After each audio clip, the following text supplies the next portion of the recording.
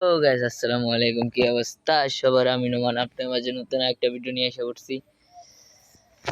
তো গাইস দেখেন, মাছগুলো সব উপরে আসছে খাবার জন্য, আর আমি আসছি খাবার দেওয়ার জন্য। তো যাই হোক, আগে খাবারগুলো দেই, মাছগুলো দেখাই আর একটু। আজকে কিন্তু চিংড়ি মাছের গুলাও দেখতে হইব যে চিংড়ি মাছগুলো বাঁচা আছে নাকি। এই দেখেন, এটা পুরো নীল হয়ে গেছে, আর এটা জোড়ার এইটা পুরো হোয়াইট, মানে সাদা আছে। কেন এটা হইতেছে আমি বুঝতেছি না, এরকম নীল হয়ে যাইতেছে কেন এগুলা। তো সেটা বড় কথা নয়, বড় কথা হলো এই দেখেন, এগুলো কিন্তু সুন্দর আছে, মাশাআল্লাহ বড় আছে, খাইতেছে ঠিকঠাক মতো। তো যাই হোক, খাবারগুলো নিয়ে আসি, খাবারগুলো দেই, তারপরে কথা বলতেছি। তো guys, খাবারটা দেই তারপরে বলতেছি। দেখেন, পুরো পাগল হয়ে গেছে খাওয়ার জন্য। দিয়ে দিলাম সুন্দর করে, আর একটু দেই। তো এদিকে এদিকে দেওয়া হয়ে গেছে, বাড়ি দিয়ে দেই একটু ডিজিটাল করে, স্টাইল করে। তো যাই হোক, খাবার তো দেওয়া শেষ, এগুলোর বেশি করে দিলাম, গোলফিশও দিলাম। যাই হোক অগত্য। আর এইবার চলেন চিংড়ি মাছটা দেখাই, চলেন।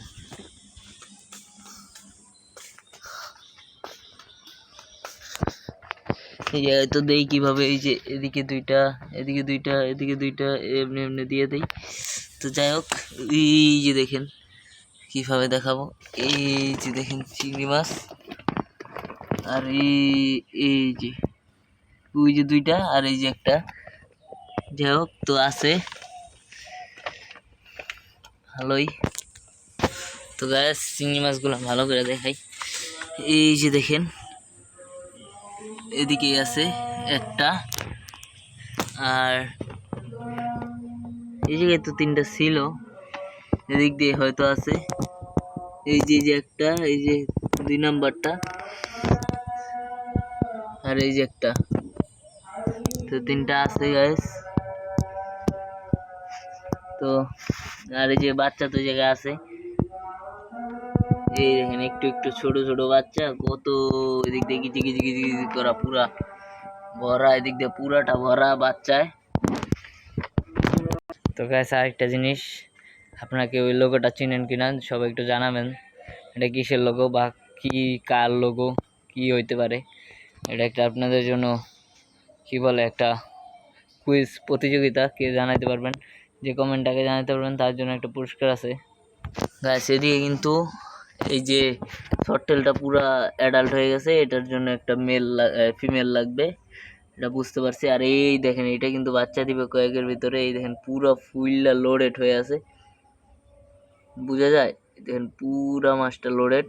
তো যাই হোক, মাশাল্লাহ তা আছে, আলহামদুলিল্লাহ সুন্দরই আছে। আর এটা ঢাইকা দেই, এটার জন্য ছোট হয়ে গেছে জায়গাটা, এটাও ঢাইকা দিতে হইব। কালার কালো এটা দিয়েছে, কিন্তু আমি বাচ্চাগুলো বাঁচাইতে পারলাম না, সো স্যাড। এদিকে তো আছেই, খাবারটা ডাইকা দিলাম।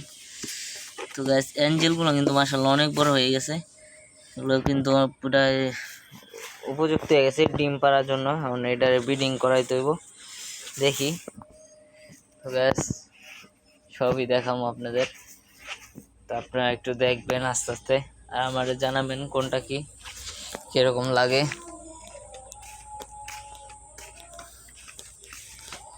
গাইস আমার কিন্তু এটার ভিতরে অনেক বাচ্চা আছে মাছের, দেখা যায় অনেক। এই যে এই কোণা থেকে শুরু করে এই সাইড পর্যন্ত, এই যে দিক থেকে আস্তে আস্তে একটা একটা করে অনেক বাচ্চা আছে প্রচুর, আর কালো অনেক বাচ্চা আছে দেখা যাইতেছে।